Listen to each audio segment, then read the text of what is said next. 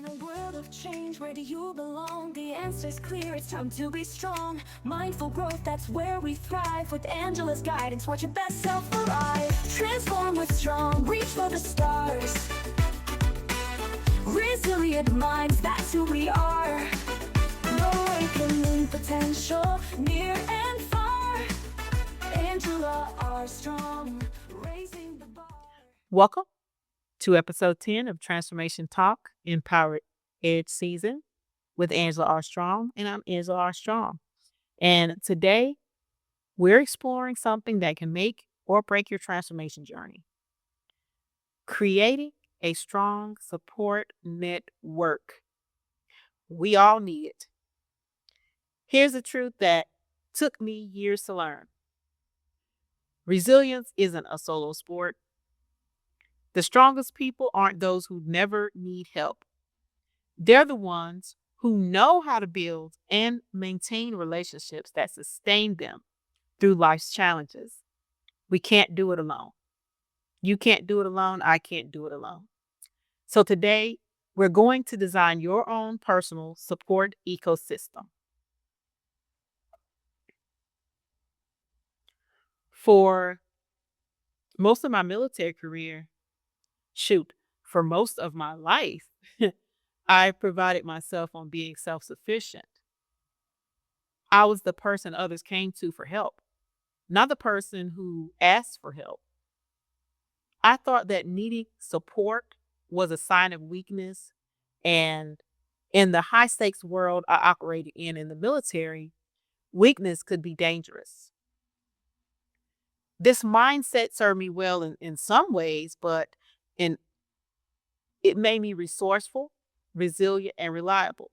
But it also left me isolated, especially when I was having crises. Suddenly, I was facing challenges that I couldn't handle alone. But I had no idea how to ask for help or who even to ask for help from. I remember sitting in my car after another difficult day, as I always did, and I felt completely alone despite me being surrounded by colleagues and a family. That's when I realized that I had spent so much time being strong for others that I had never learned to let others be strong for me. And when you do that, people think you're always strong and that you don't need any help, so they don't offer any. The turning point came when my daughter came to me one evening. She called me on the phone, and she can hear the exhaustion in my voice. And she said, "You taught me that we're stronger together. Why aren't you letting us be strong with you?" That conversation changed everything. I began to understand that building a support network isn't about being weak. It's about being wise enough to recognize that we all need different types of support and at different times. Your support network isn't just about having people to call when you're in a crisis. It's about creating a comprehensive ecosystem that supports different aspects of your life and your growth in your life. Think of it like a well designed garden. You need different types of plants that serve different functions and thrive in different conditions, right? Here are the central roles in your support ecosystem. You have the cheerleaders. These are the people that believe in you unconditionally all the time. They celebrate your wins, they encourage you during your setbacks, and they remind you of the strengths that you have when you forget them. You got the truth tellers. These trusted individuals will give you honest feedback, even when it's hard to hear. They love you enough to tell you when you're making mistakes or when you're not living up to your potential. The mentors, people who have walked similar paths and can offer you wisdom, guidance, and perspective that's based on their experiences. You have your peers, who are others who are on similar journeys right now, the same as you. And they understand your current challenges because they're facing them too. The specialists, those are professionals like therapists, coaches like myself, financial advisors, medical professionals who provide you with expert support in specific areas. You also got the fun brigade. You got to love the fun brigade. Those are people who help you to laugh and play and remember that life isn't all about work and growth. They're essential for preventing burnout. You also have the spiritual supporters. Whether it's religious or not, these are people who can connect with you on a deeper level about meaning, about purpose, and your values. And most people have some of these roles filled, but many have some significant gaps. And the key to this is to consciously assess your network and intentionally fill the missing pieces. Creating a strong support network isn't about collecting as many contacts as possible. It's about cultivating meaningful relationships that are mutually beneficial. Don't have people around you that are just taking from your cup and not refilling your cup. Here's my strategic approach. Step one, I want you to assess your current network map.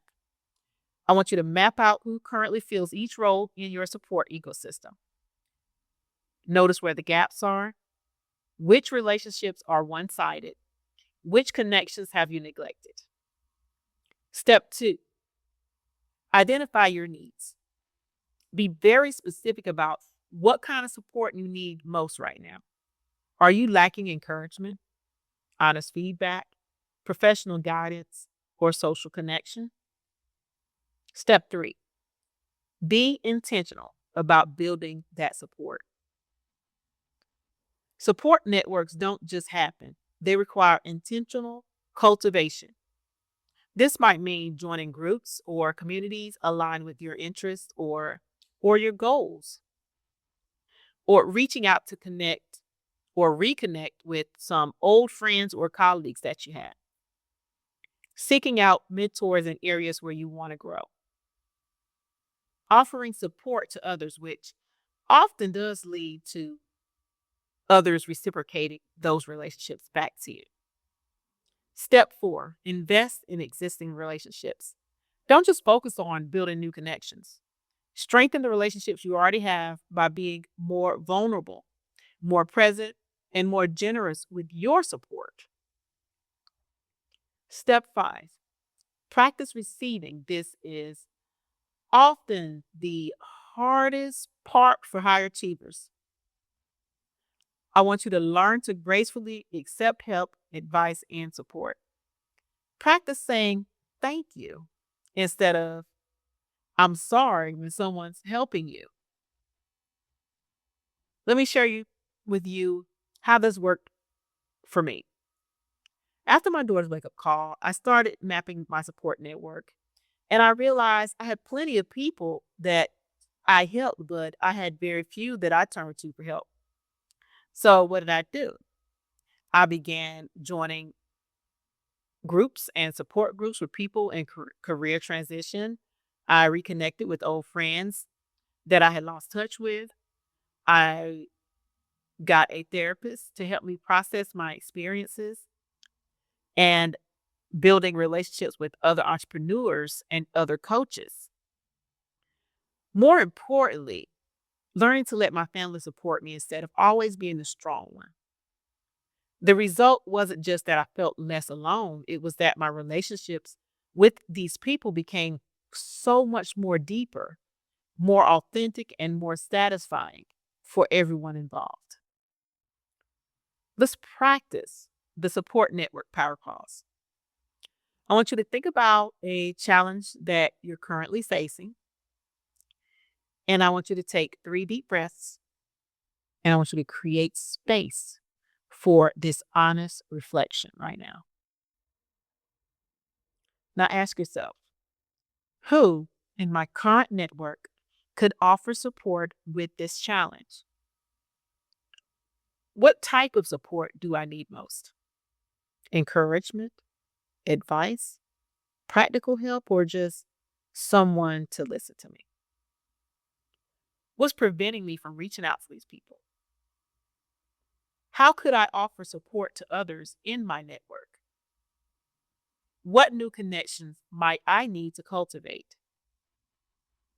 Notice any resistance you feel to asking for help. That resistance is information about beliefs that you might need to examine. Building a support network is just the beginning, though. So, maintaining it requires ongoing attention and care. Here are some key principles to help you do that. Be proactive, not reactive. Don't wait until you're in a crisis to reach out to people. Have regular check ins and celebrations of other successes and offer them support during their good times, building the foundation for support during those difficult times for you and for them. And make it mutual because the strongest networks are built on reciprocity.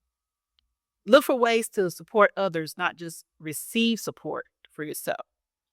You can offer them skills, make some introductions to other people, or simply just be a good listener. Respect their boundaries. Not everyone can provide support all the time. Learn to read cues about when people are available and when they're not. And when they're not, it's okay. Have multiple people in each support role so you're not overwhelming any one person. Express gratitude regularly. Regularly acknowledge the support that you receive from those people. People are more likely to continue supporting you when they feel appreciated and valued. Everyone loves that. Stay connected during the good times. Don't just reach out when you need something. Reach out in good times too. And maintain those connections during stable periods so that your relationships are strong when you do need that support. They don't feel like you're only calling them when you need something or when you're down. This week, I want you to complete a support network audit. I want you to draw a map of your current network. And I want you to identify who fills each role and where you have those gaps at. This is your homework for this week. Choose one relationship to strengthen and reach out to one that you haven't connected with in a while. Or deepen a current relationship by being more vulnerable or more supportive to that person. Identify one new connection you like to make, and then I want you to take a concrete step towards building that relationship. Remember that asking for support isn't a sign that you're not strong enough. It's a sign that you're wise enough to know that we're all stronger together. Your support network isn't about what you can get, it's about the community that you can create and contribute to, the community that you can build.